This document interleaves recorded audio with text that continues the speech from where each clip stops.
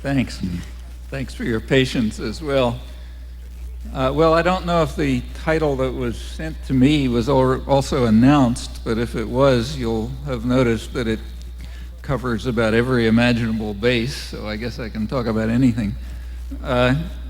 What I'd like to do is to say a few words about where I think the United States is going, or to be more accurate, where it's being driven by quite deliberate and conscious social policy, taking advantage of significant changes that have occurred in the international economy and the global system during the past 20, 25 years.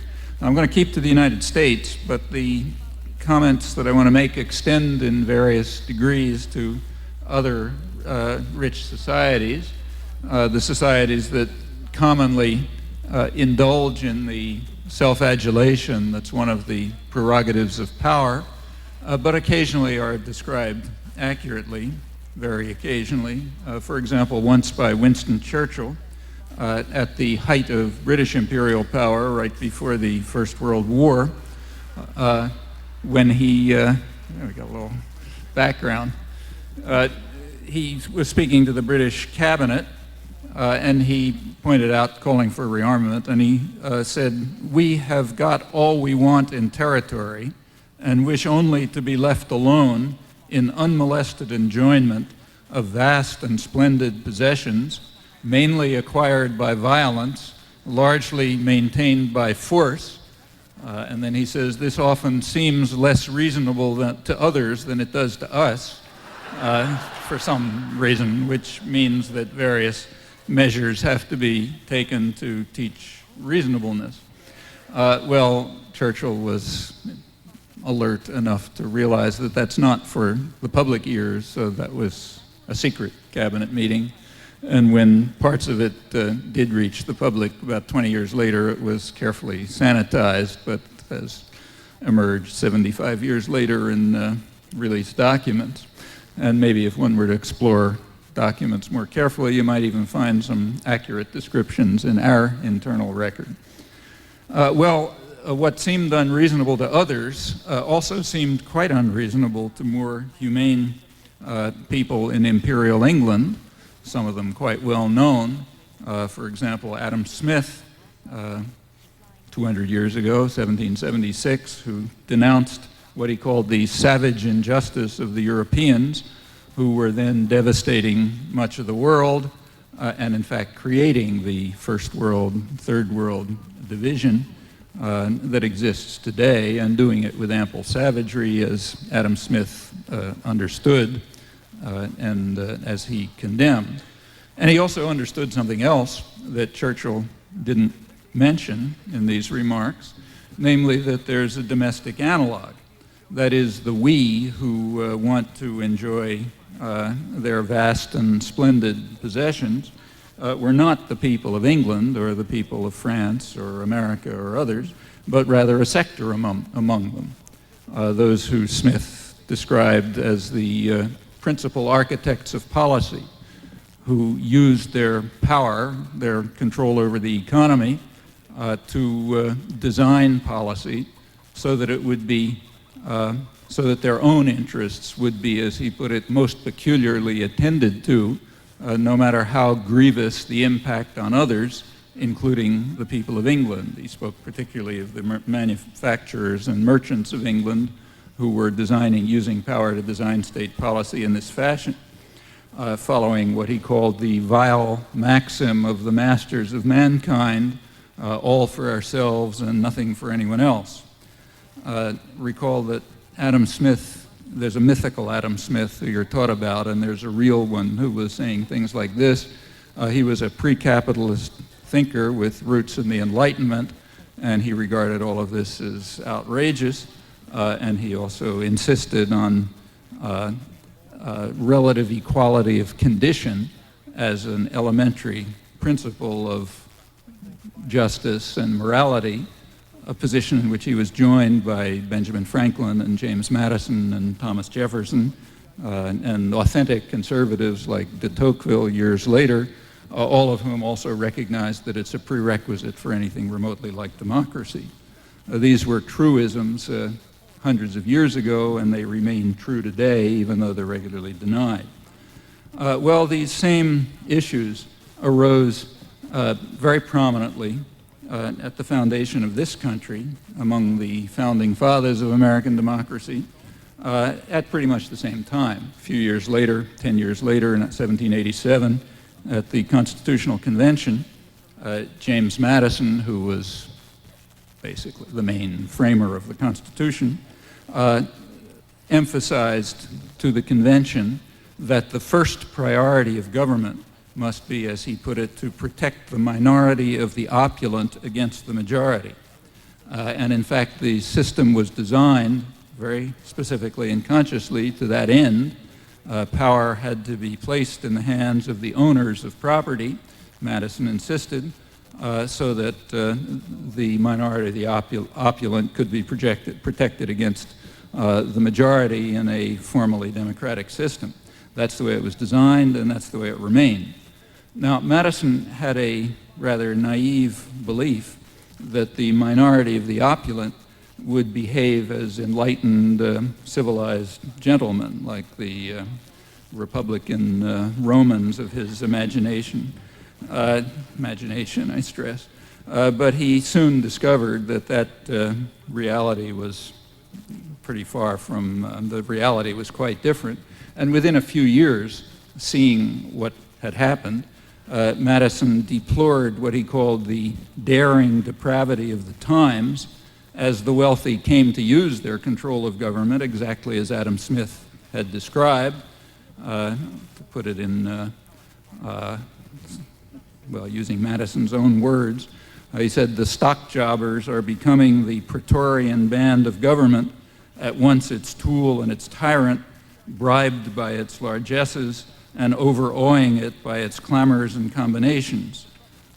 Earlier in this century, the same thought was put more simply by America's leading social philosopher, John Dewey, who pointed out that politics is the shadow cast by big business over society, and as long as the substance isn't changed, attenuation of the shadow, changes at the margins, will be useful but limited.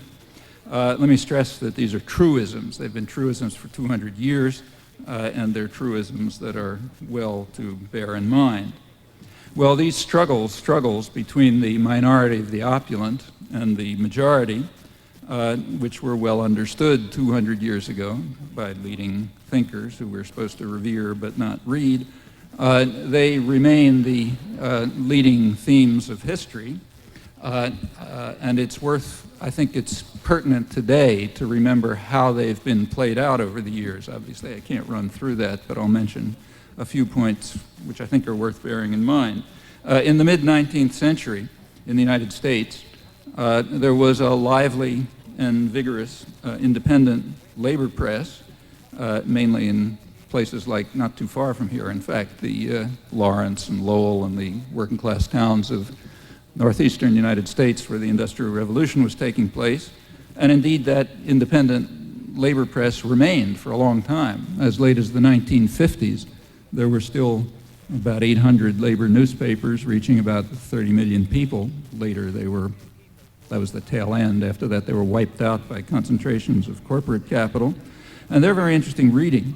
The press was run by working people, by what they called factory girls, young women off the farms who were working in the Lowell mills, or artisans and mechanics. And they denounced what they called the new spirit of the age, gain wealth forgetting all but self. In other words, Smith's vile maxim, which they called a demeaning and a degrading doctrine that was destroying the revolutionary heritage of the United States, destroying democratic rights, destroying elementary human values, even destroying their surprisingly high cultural level of those days, all exactly as Adam Smith and James Madison and particularly Thomas Jefferson had warned would happen. Thanks. These conflicts, the conflict of ordinary people with the new spirit of the age, have continued right up until the present. There have been many victories for freedom and democracy and human rights. They have been gained by often quite bitter struggle, and there have been many periods of decline and defeat. And again, that cycle is well to remember. About 100 years ago, the famous radical artisan William Morris in England wrote, "I know that it is the received opinion that the competitive devil-take-the-hindmost system that now prevails is perfection, and therefore finality has been reached in it. But if history is really at an end in this devil-take-the-hindmost system, this vile system as he described it, then civilization will die." However, he went on to say that despite the opinion of learned men that history is at an end, all of history says that this is not so. The claims have been made before, unfortunately were false. And he was right. The struggle continued with victories and defeats. In the United States, the repression of working people was unusually violent and severe by international standards. It scandalized even the right-wing British and other European press. By the 1920s, the opulent minority again believed that history was at an end, that perfection was in sight in the United States, and that the vile maxim that Smith condemned could rule unchallenged. Woodrow Wilson's Red Scare, at the end of World War I, had pretty much demolished and destroyed the union movement, the labor movement, had undermined independent thought, and it had established an era of business dominance that was expected at that time to be permanent. Working people had no power and very little hope at the peak of the automobile boom of the 1920s, the big industrial development. Any rights that they had were at the tolerance of employers, one foreign visitor observed with some amazement comparing the United States with comparable countries. The leading labor historian in the United States, Yale University professor David Montgomery, comments correctly that modern America was created over the protests of its working people, vigorous and outspoken protests and fierce struggles, as he puts it, with hard-won victories, but also periods of forced accommodation to a most undemocratic America, notably in the 1920s. Well, again, the predictions of the end of history were proven wrong. Within a few years, popular struggles had considerably extended human rights and democracy, even gaining for working people in the United States the rights that they had achieved decades earlier throughout most of the industrial world in Europe, Australia, and elsewhere.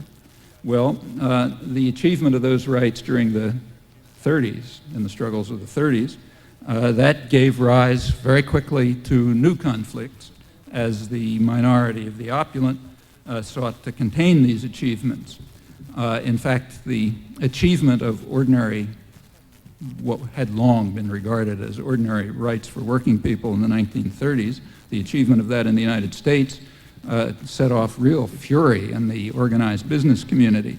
The National Association of Manufacturers reacted by warning of what it called the hazard-facing industrialists in the rising political power of the masses. Incidentally, if that terminology surprises you and sounds like a Maoist text, you have to remember that the business community is vulgar Marxist, as is the government, just with the values reversed. And that kind of terminology about the rising political power of the masses and all that sort of thing is perfectly standard in government documents and business press. They see themselves as fighting a vicious class war and always have. The evidence on that is overwhelming. Well, they warned that unless the thinking of the masses is redirected, we will be facing a disaster. And in fact, a serious counterattack was launched in the late 1930s. It was put on hold during the war, but picked up with great vigor after World War II. There was a quite spectacular campaign, propaganda and everything else, to try to overcome the rising political power of the masses and to save our preferred way of life, as business leaders put it. They described the task as continuing with the everlasting battle for the minds of men. We have to indoctrinate people with the capitalist story. We have 3 to 5 years, it was claimed, to save our American, what they called our American way of life against this rising political power of the masses. And a huge campaign was undertaken. The scale of it is pretty spectacular. By the early 1950s, about 1/3 of the materials in schools around the country were being provided by business as straight business propaganda. About 20 million people a week were watching propaganda films. The resources of the entertainment industry were mobilized to try to portray, there were several major goals. One was to portray unions as the enemy of the working people. On the waterfront, Marlon Brando's a famous example, you know, honest working man stands up against tough union bosses and everyone ends up happy. To create a picture of harmony and Americanism, meaning the hardworking executive and the sober workman and the housewife busy taking care of the kids all together against these outsiders who are trying to cause disruption by organizing people and getting them to try to fight for their rights and so on and so forth. The campaign was extraordinary in scale. It targeted the churches, the schools, the universities, even recreational programs to win the everlasting battle for the minds of men and to indoctrinate people with the capitalist story, and to try to get one crucial part of it, which has a lot of resonance today, is to try to get people to hate the government. There's a good reason for that. The government, whatever you think of, even though the business knew as well as anybody that government is the shadow cast by big business over society, nevertheless, government has a fatal flaw that corporate power doesn't have. In principle, it's possible for people to participate in it and to influence it. In contrast, corporations are private tyrannies. They're totalitarian in structure, they're unaccountable, and there's no way for the population to become involved in their decisions or even to know what they are. Government, however well controlled by the substance behind the shadow, has the flaw that it is potentially democratic. And therefore it makes good sense to try to direct people's hatred and anger and fear and so on against government and to keep the shadow, the substance behind it, very well hidden. That is the main theme of the massive propaganda to which people are subjected from every point of view, and the end result is the mood that's called anti-politics. If you're angry, and you have good reasons to be angry for most of the population, directed against the government, not against the Fortune 500. Just pay attention to the shadow, not the substance. That and the attack on efforts of people to organize and to realize the potential rising political power of the masses, those are the major themes of very spectacular propaganda campaigns. There's actually some pretty good scholarly work that's just come out in the last couple of years on these topics, and I thought I knew something about it, but it's pretty remarkable to see what the scale was and the self-consciousness. Well, that had its effects. We're, again, now in one of those periods when the end of history is being predicted once again. We're in the midst of an era of a kind of rollback, a very vigorous attack on freedom and human rights and democratic values, and even an attack on markets, contrary to what's being claimed. And it's well to bear in mind the lessons of history, which are rich and valuable. The utopia of the masters, guided by the vile maxim, that's been proclaimed over and over again, always wrongly, because people have always found ways to get together and to struggle for decent human values. And there's no reason to believe today that civilization will die and that what Madison called the depravity of the times will be permanent. Again, a good look at history shows that things aren't all that different than they've been before, and the hopes that were realized before can be again. Well, Another accurate description of the rich countries, the so-called developed world, can be read alongside of Churchill's, was given a couple of weeks ago by Carol Bellamy. She's the new director of UNICEF, an American, of course, appointed as usual under quite considerable strong U.S. pressure. But she released the latest UNICEF annual report on state of the world's children, in which she concluded, the report concluded, that 13 million children die every year from malnutrition and easily treatable diseases. That's up from about 11 million a few years ago. These are lives that could be saved with pennies of aid. The report went on to say that tens of millions of children could be saved from mental retardation and physical disaster at a cost that they estimate at 5 cents per person per year in the rich countries. Well, that wasn't reported in the national press. However, the press did report that on the same day, Congress had called for a cut of 1/3 in the U.S. funds for UN agencies, including UNICEF. So maybe if we're lucky, that can go up to maybe 20 million a year in another year or two. And also call it for terminating, or mostly eliminating, foreign aid. The United States already has the most miserly record in the developed world and long has. And if you put aside the aid, the biggest component of aid, which happens to go to a very rich country, namely Israel, if you eliminate that, then we're just off the spectrum, completely off the spectrum of developed societies. That timing was fortuitous, but you wouldn't have known it unless you somehow found out that UNICEF had a press conference that day. Well, this is by no means a response to public opinion. Quite the contrary. Public opinion continues to show what the pollsters point out are strong majorities, not only in favor of foreign aid, if it reaches the poor, but of even for increased strong majorities in favor of increased taxes for more foreign aid that reaches the poor. This is only one example of a very consistent pattern in the last couple of months, that the allegedly poll-driven policies that are being undertaken are radically opposed to the opinions of the general population. But they are favored by the minority of the opulent, and therefore they are being put through. And if you look just at the headlines, you'll think that the public supports them. That's true in case after case, in fact, almost without exception. Take the biggest case, the balanced budget efforts. The headlines repeatedly tell you, yeah, people strongly in favor of a balanced budget, we have to push that through. Well, there's a sense in that in which that's true. If you ask people, would you like to have a balanced budget? People would say, sure, me too.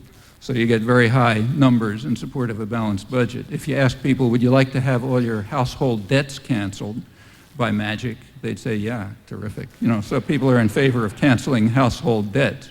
On the other hand, if you go down below the headline and you look at the data and you ask the sensible question, which is down there maybe somewhere at the end of the column or maybe not, if you ask people, do you want a balanced budget if it's going to mean cuts in education or health or environmental protection and so on, then the figures go down to like 20% in favor or maybe 25% in favor.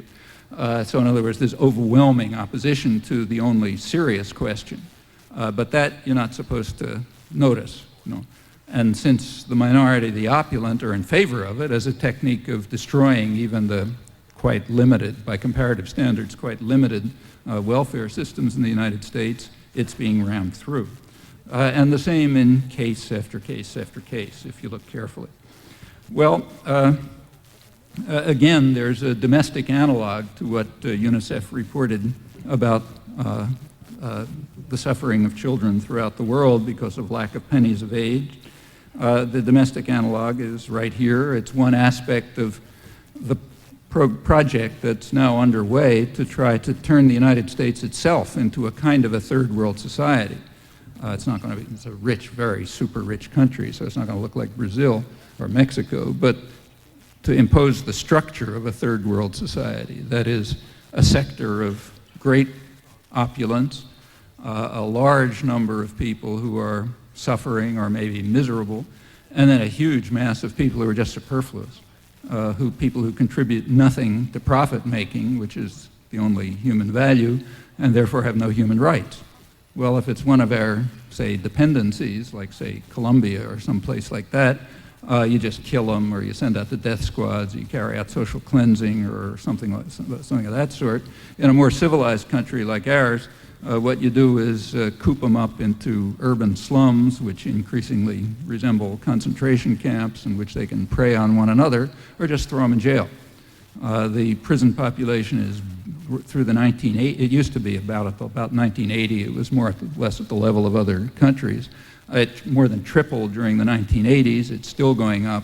There isn't any other country in the developed world, or in fact anywhere in the world, that's even close to it in per capita imprisonment, except for one. Russia just caught up with us after they picked up American values after 1989. But aside from that example, we're way ahead of everyone else. Well, that's the sort of civilized equivalent of death squads and social cleansing.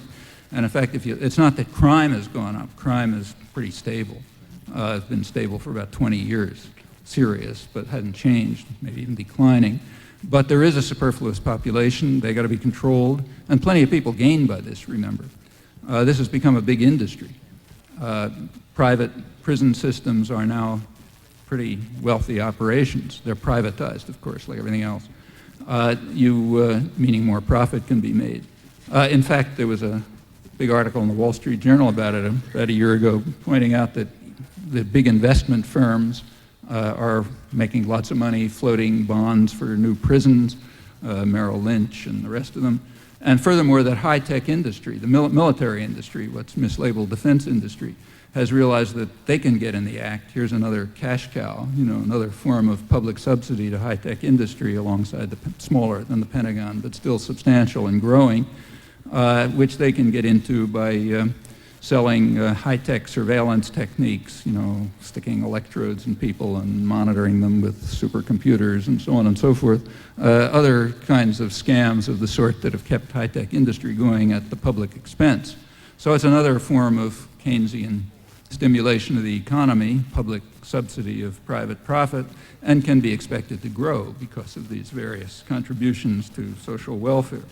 Well, as part of this process of trying to create a sort of a model of the third world in a super rich society, which you can't miss walking through any American city now, begins to look more and more like third world cities. One part of the process is the domestic analog of the attack on children throughout the world, or simply the domestic analog of malnutrition and starvation throughout the world. The United States is without parallel in the developed world in the level of malnutrition and often starvation. It reached about 30 million people by 1990, including 12 million children, and 1 out of 6 of the elderly, many of whom are literally starving, the Wall Street Journal pointed out in an article that year. Remember, this is the richest country in the world with absolutely unparalleled advantages. I mean, the idea that anybody is starving is a scandal, but the levels are way beyond anything else in the developed world. This is only 1990, 1991, that's before the Bush recession, which made things even worse, and the Clinton recovery, which was historically unique in that it's the first time that median wages, real wages, continued to decline. That's a decline that's been going on since 1980. They continued to decline right through the recovery. They're still declining right now, maybe even faster.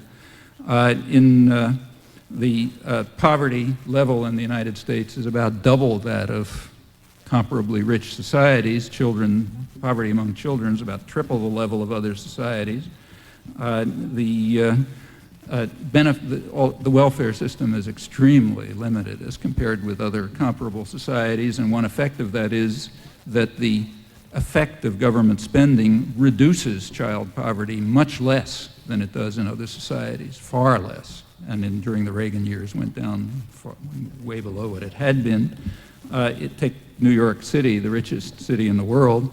40% of children are now below the poverty line. That means lacking sufficient food to maintain growth and development in many cases. Inequality in Manhattan is now greater than Guatemala. Those of you know what Central America is like will know what that means. In Boston, which is another rich city, the city hospital, the one that's offers services to the poor people, or though it probably won't pretty soon because they're being eliminated, it had to establish a malnutrition clinic a couple of years ago for the first time ever because it was dealing with third world levels of malnutrition among children, which got much worse over the winter, not surprisingly, when parents had to make the agonizing decision as to whether to feed the children or heat their houses. That's unheard of in developed societies. There are now tens of millions of people who lack health insurance. That's increasing.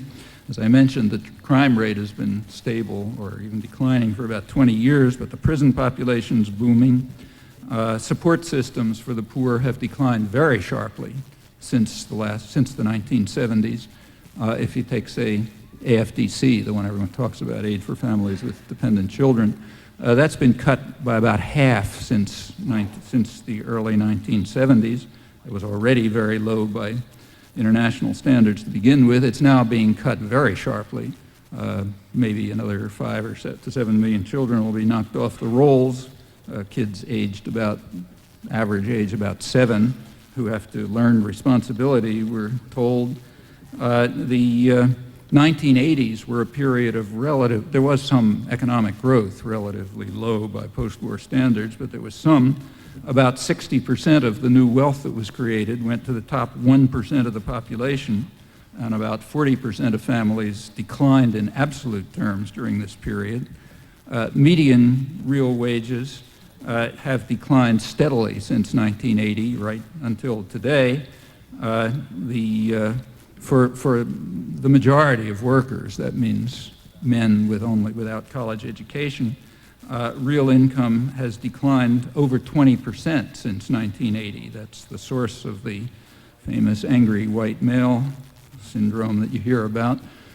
Since 1987, took a couple of years for the Reagan reforms to come in, but by 1987 they were hitting even college-educated people, and their college-educated wages started going down in 1987. Most striking has been the decline in entry-level wages, the wages that you get when you first get a job. That's declined 30% for males, 18% for females since 1980. That's a portent of the future. Meanwhile, working hours are going up. People are working an average of about 2 weeks per year over what they were in 1980. The effect of these changes has been to drive lots of women into the workforce. Daycare or any other kind of child care is impossibly expensive. The United States does not have the support systems for parents that other countries have. So, for example, parental leave for childbirth is way lower than other countries. In fact, it's lower, just to give you an example, it's lower than the standards for plantation workers in Uganda at the moment. And remember, this is the richest country in the world.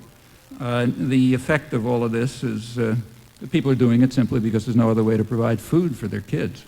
You want to provide food, you work 50-hour weeks, 2 parents. Otherwise, no way, with wages going down and benefits going down and working hours going up. And you have no choices because there's no unions. They've been destroyed, so there's no chance of organizing to react to this. And since there's no very limited daycare and other support system, kids are just left alone. One effect is that contact time between parents and children has declined about 40% in the last generation. That's substantial. High quality contact time even more.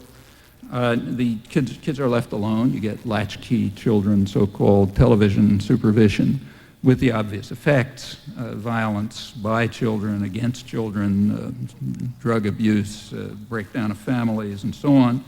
It's no secret. All of this has been studied in detail, for example, in a recent UNICEF report written by a well-known American economist, Sylvia Ann Hewlett, who compared the way in which the rich societies, it's called child neglect in rich societies, in which the rich societies were dealing with the problems that all faced since the 1970s. She found two quite different models, as an Anglo-American, what she called neglect-filled model, which has been a disaster for children and families, and a European-Japanese model, which, facing the same conditions, improved their already better circumstances considerably during the same period. This is a deliberate war against families and children, which has been, amazingly enough, carried out under the banner of family values and conservatism. That's a real tribute to the educated classes to be able to pull that one off, as is the fact that the studies of the topic, like the UNICEF study and others like it, are unreviewed, unmentionable. Try to find a mention of them. As far as I know, the only mention that exists is in an article of mine in Z Magazine on when the UNICEF study came out. They're just not part of the debate, because this is not the right thing to think about if you want to fight the everlasting battle to control the minds of men. Well, like I say, that's a tribute to the educated classes, the classes that we're parts of. The official story, which you hear over and over again, is that these are lean and mean times, and we all have to tighten our belts. That is total hogwash. The country is absolutely awash in capital. While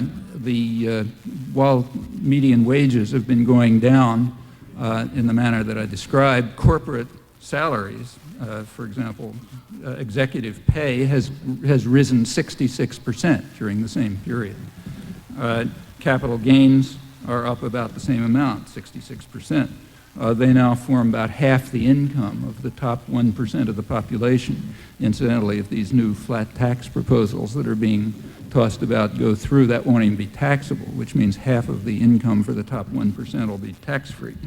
This is the ratio of corporate pay, executive pay, to manufacturing workers' pay is far higher in the United States than any other developed country, and the enormous increase in the last years is essentially close to unparalleled, except in England. The business press, of course, is totally euphoric about this. You don't read about lean and mean times in Business Week and Fortune and so on, or Financial Times. Quite the contrary, they're euphoric. They have headlines like Fortune a couple of weeks ago on why profits will keep booming. An lead article, which points out that in 1993, profits were dazzling despite, I'm quoting it, virtually stagnant sales and continuing decline of wages. 1994, they say, was even more splendid. It was the fourth straight year of double-digit profit growth, and they expect it to continue at least until 1996. Meanwhile, there's an annual study called The State of Working America, the main scholarly study of working people in the country, and it predicts, Michelle and Bernstein, that wages will continue their decline while profits continue this completely unprecedented growth. Earnings per share have doubled since 1991. Return on capital has more than doubled since 1980. It's not that business was without problems. So you can read a headline in Business Week saying, the problem now, what to do with all that cash, as surging profits are overflowing the coffers of corporate America and dividends are booming, thanks in large measure to profits from overseas operations. That's what's called working for jobs for Americans when you listen to it.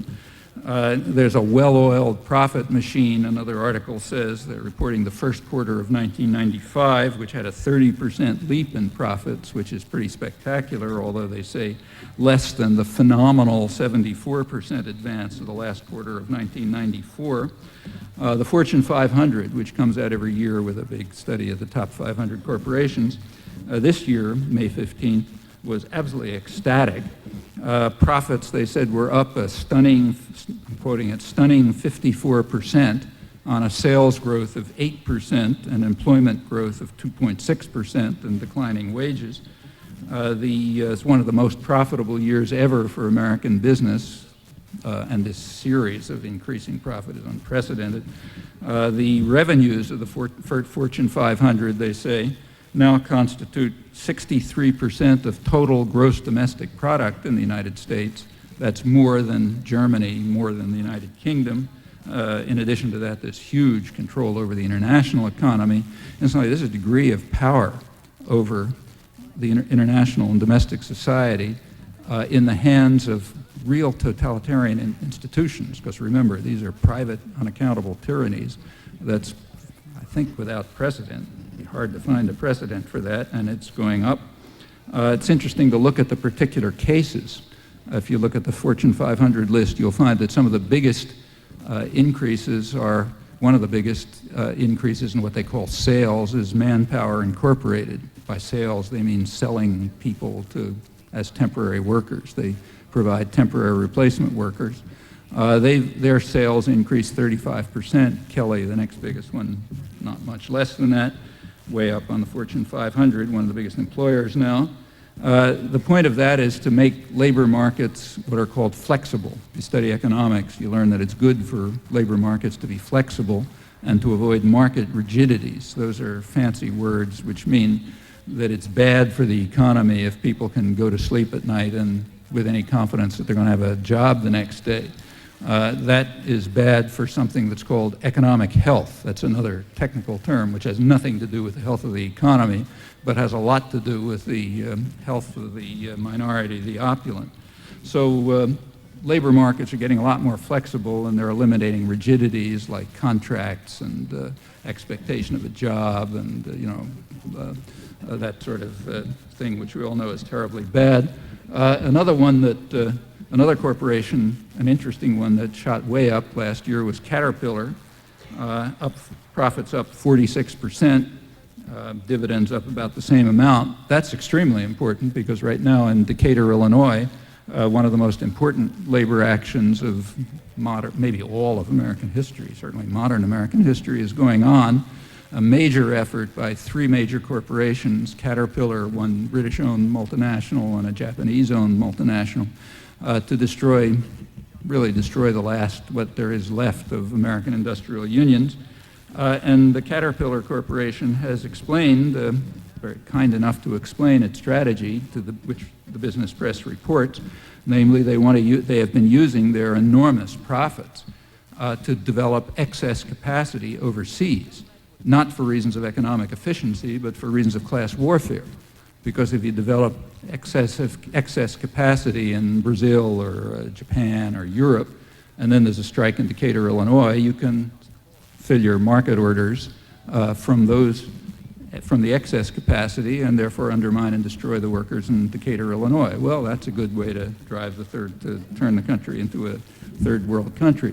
In 1985, labor costs, which means essentially wages and benefits, in the United States were the highest in the developed world, exactly as you would expect in the richest and most privileged country in the world. By 1990, thanks to the Reaganite measures, including the really criminal destruction of unions, in which the government simply told employers they're not going to enforce the law, so do anything you feel like. By 1990, the United States had reached the lowest level in the developed world. It was then passed by England in the competition to see who can crush working people most, and by 1992 it was second lowest in the developed world. It's one of the reasons Thatcher is so admired here. The Wall Street Journal had an article on that describing it as a welcome development of transcendent importance, which indeed it is for the minority, the opulent. The international business press has pointed out that international conditions offer new ways to achieve this. Not only can, say, General Motors either send or threaten to send production down to Mexico and Brazil and so on, but now they've got a new third world, or rather an old third world that has been returned to Western control, namely Eastern Europe. It's a good bit of what the Cold War was about.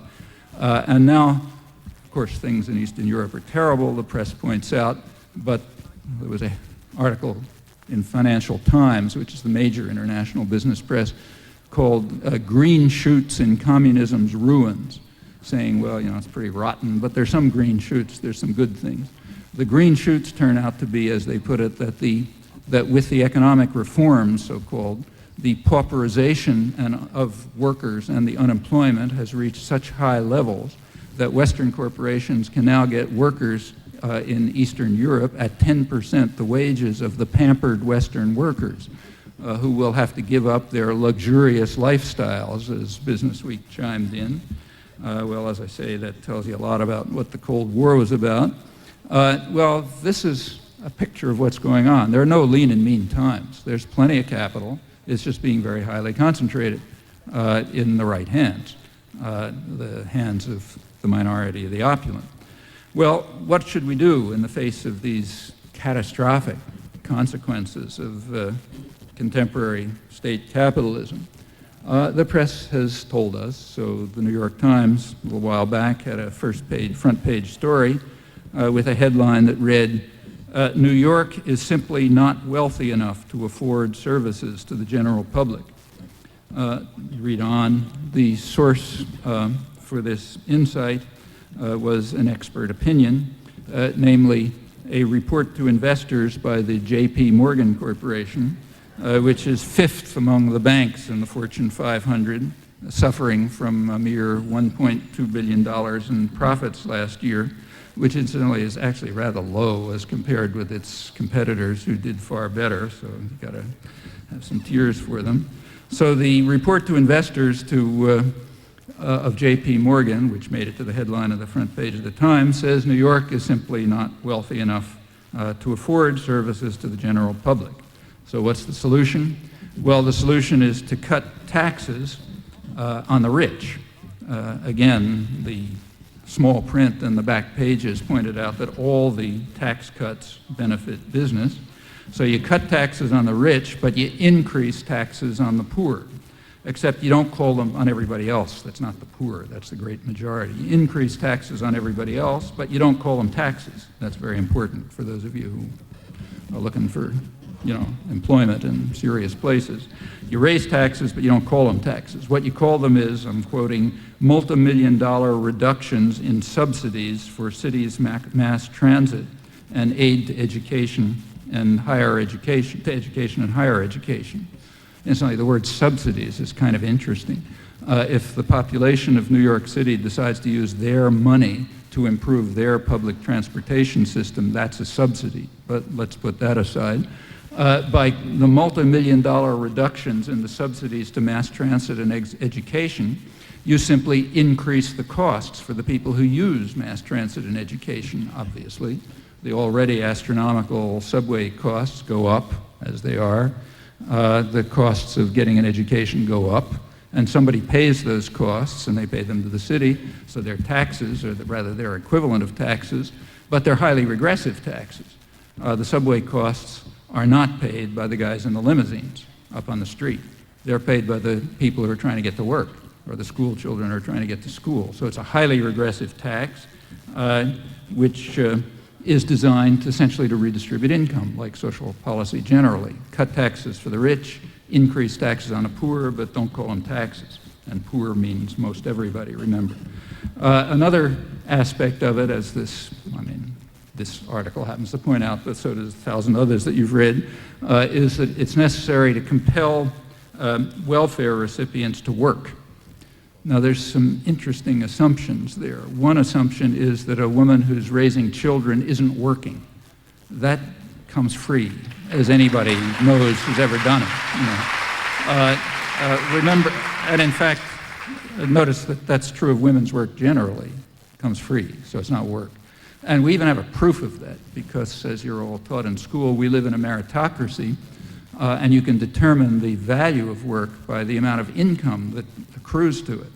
Well, mothers who are raising children don't get any income, so that's not work at all. On the other hand, a really meritorious work is, say, a speculation in financial markets against currencies to try to drive down international growth rates so that people all around the world get poorer. That gets a lot of money.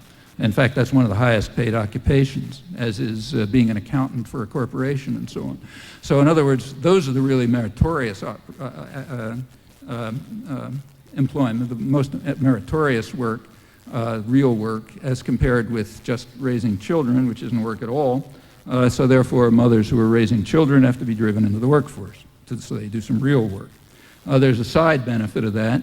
The side benefit is that since there aren't any jobs, they're going to have to get low-paid, publicly subsidized jobs.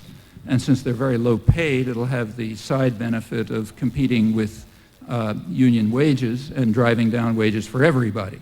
So by driving down these non-working mothers into the workforce, by driving them into the workforce at low wages, you can drive down everybody's wages, while business is worrying about the problem of corporate coffers overflowing. Incidentally, there's another side aspect of this to those of you who are studying economics, maybe. You notice there's a kind of odd contradiction internal to all of this, which somehow doesn't seem to bother anyone. We have to drive these women who are just raising children and not working, we have to drive them into the workforce because obviously it's unfair for them to, get paid for doing nothing. On the other hand, we have to keep the unemployment level high. That's a principle which is advocated by the very same people.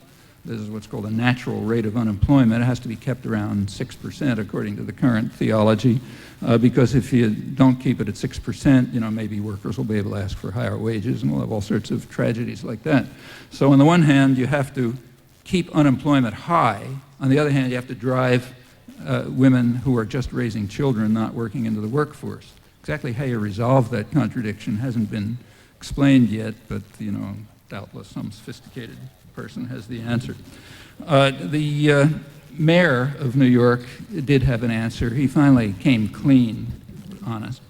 A couple of weeks ago, he came out and said, look, the policies that are being carried out, as was obvious from looking at them, are designed to drive poor people out of the city. There's no place for them in New York. In New York, the only place is for the meritocracy, the people like the J.P. Morgan executives and the ones who are speculating against currencies and so on.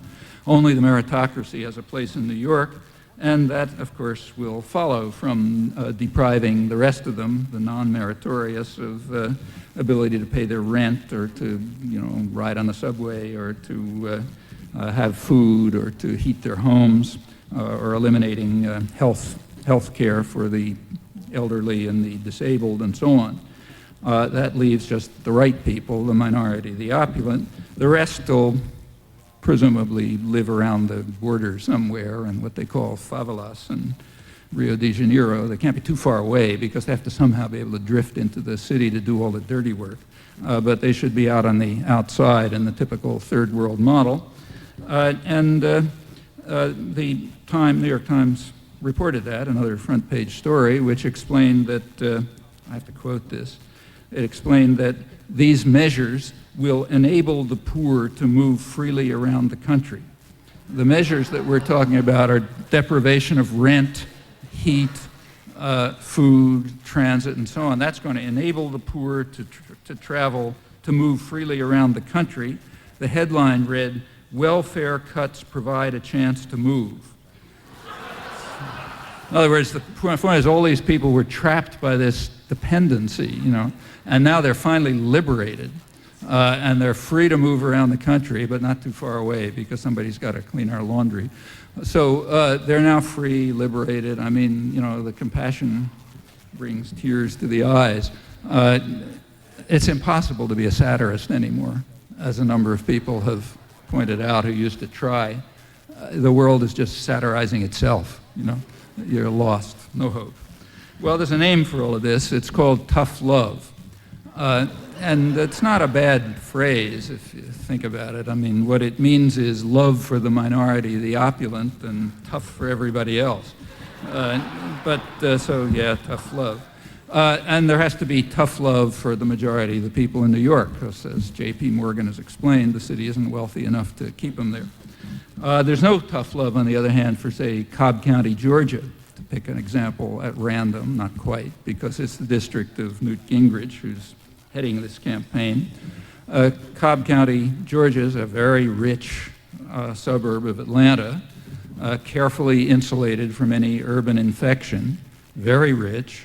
It's, as Gingrich describes it, a Norman Rockwell world of jet planes and fiber optics, which is accurate.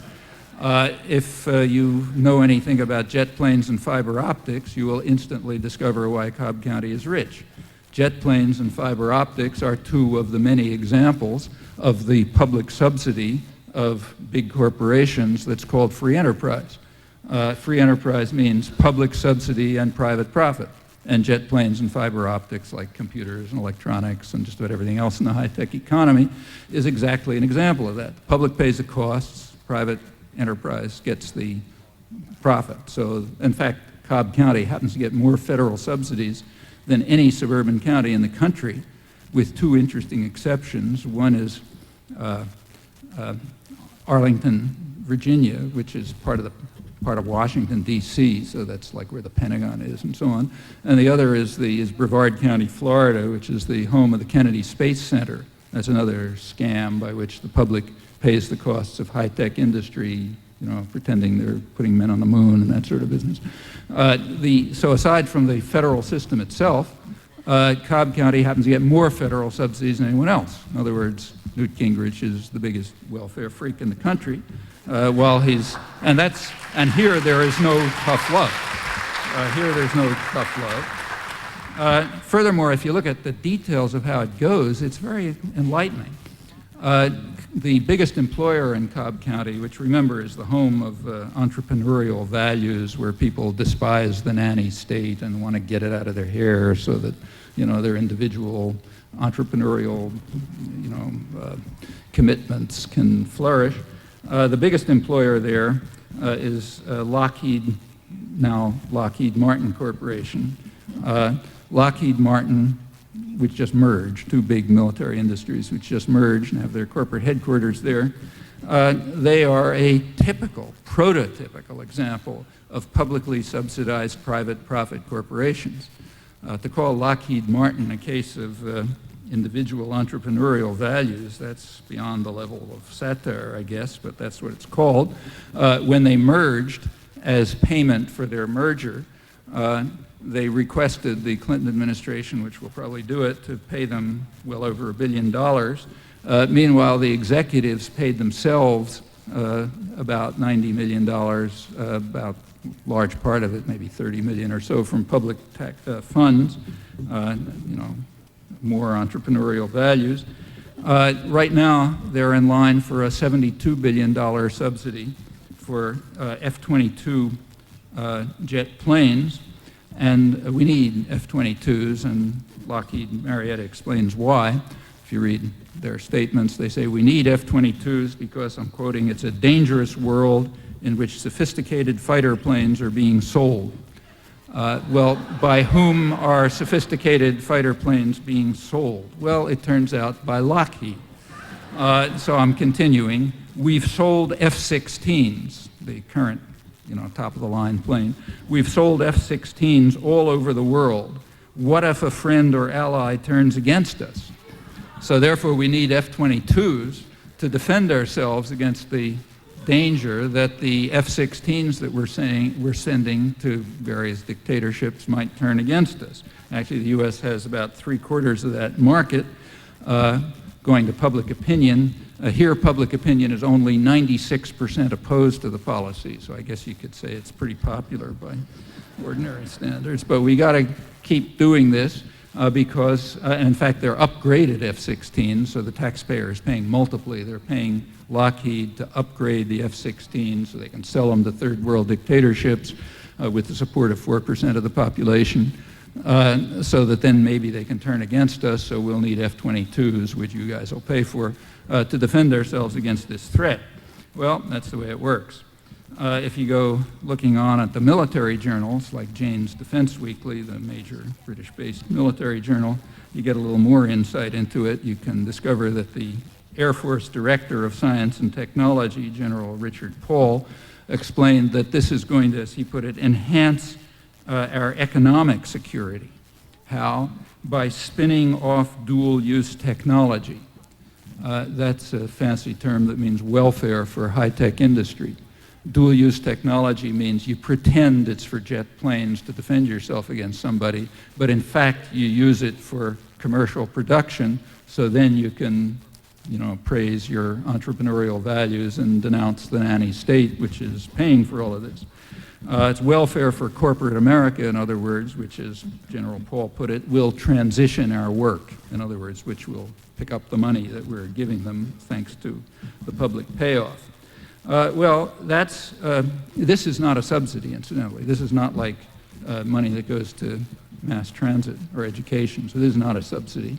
And in fact, that it is not a subsidy was pointed out right at the end of the Second World War when the whole system was instituted by the Secretary of the Air Force, Stuart Symington, a good liberal Democrat, incidentally, who pointed out that he was often called the senator from Boeing when he later became a senator. The Secretary of the Air Force recognized, as did the business community generally, that, well, as Fortune magazine put it, high-tech industry could not survive in an unsubsidized, competitive, free enterprise economy, and therefore the government has to step in to be the savior, but we must not, Symington went on to say, we should not call it subsidy, we should call it security. In other words, you guys out there are supposed to be thinking you're paying for your security against somebody, Martians or maybe people in the third world who we're selling F-16s to or something, but we know it's subsidy, and in fact it is. Virtually the entire functioning part of the advanced sector of the economy lives off that public subsidy. That's well known in the business community, not reported very much. You'll have to look pretty hard for it. It's not counted when people do talk about corporate welfare now and then, but they rarely, if ever, talk about the most serious part of it, which is this part by far. So that's not subsidy, that's security. And in fact, that's the main reason, in my opinion, why the Pentagon spending is staying very high. It's now not very far from average Cold War levels, about 15% below. It's actually higher in real terms than it was under Nixon. The Heritage Foundation, which is the big right-wing think tank that proposes the plans that the Gingrich Army implements, they recently came out with their new budget proposal, which is to cut everything that might help ordinary people, but to increase Pentagon spending, because they know perfectly well that the state sector of the economy is critically important as to put money into the pockets of the folks in Cobb County and others like them so they can rail against the nanny state and insist on tough love for other people. How about the public opinion on that? Same. Of all public spending, Pentagon spending has the lowest support. That is the greatest opposition. So therefore, that's the one that we got to increase, consistent with the rest of the relation between public policy and public attitudes. Well, tough love in this sense is kind of like free markets. Free markets have always meant pretty much what they mean now. It's always been you look through history, it's been a double-edged doctrine. What it means is market discipline for some people, poor people, for example, but plenty of protection for us, for the rich people. We get state protection, we get subsidy. That has always been the case. It's the case now. That's one of the reasons why the third world and the first world are so different, incidentally. They were pretty similar back in the 18th century, and now it's being brought home. So, yeah, market discipline for, mothers with children whose 7-year-old kids have to learn responsibility, but no market discipline for the corporate executives who have to have public funds poured into their pocket by various measures, the Pentagon system being the biggest of them. Well, this goes on, and it's getting late, so I won't give any more details, though there are plenty and they're interesting. But just to give an indication of how far it's gone and why the art of satire is unfortunately collapsing, let me just end by quoting a recent article in the Wall Street Journal, my favorite reading, in fact, with a lot of good news, incidentally, like the business press generally. They had an article with the headline, Congressional Republicans Call for Defunding the Left. A couple of weeks ago. So they're tired of all this public funds going into the pockets of radicals. The story went on to say Republicans take aim at left-leaning groups that get federal grants for assistance programs. Pretty bad stuff. Who are the left-leaning groups? The top one, by far, in the list was Catholic Charities. And if you look down at the explanation, the reason is that nuns and priests, many of whom work without pay, run programs to try to bring to help low-income heating and to run Head Start courses for Head Start programs for poor people. So so Catholic Charities, for that reason, is a left-leaning group, and we got to defund their radical agenda.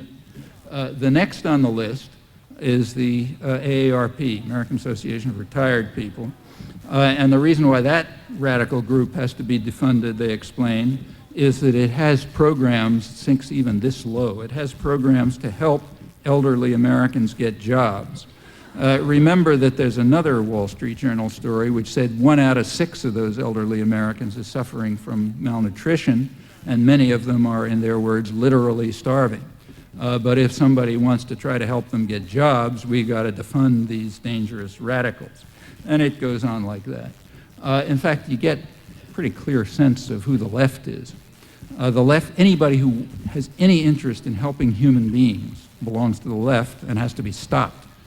Incidentally, for people who consider themselves as being on the left, that's not only pretty flattering, but also kind of encouraging, because it means that the left is a vast array of people, in fact, which is not totally untrue. If you look at public attitudes, it's virtually everybody. Anyone who cares about human beings has to be stopped, because the goal is to turn the country into something that looks like the third world, with the minority, the opulent, well protected, plenty of state subsidies. Heritage Foundation is going to make sure of that, so they can be, big entrepreneurs like the CEOs of Lockheed Martin and the rest of Cobb County. But the rest of the population gets the tough part of tough love. Well, these things are not laws of nature, plainly. They are human decisions. They're being made within human institutions. It's been done before. It's been combated before. It's been successfully combated before. I gave a couple of examples before, and there are many others. It's never been easy to try to defend and struggle for human rights and freedom and democracy and justice. It's never been impossible. It's not easy now, and it's not impossible now. And I think there has rarely been a moment in history when that choice has carried such enormous human consequences. Thanks.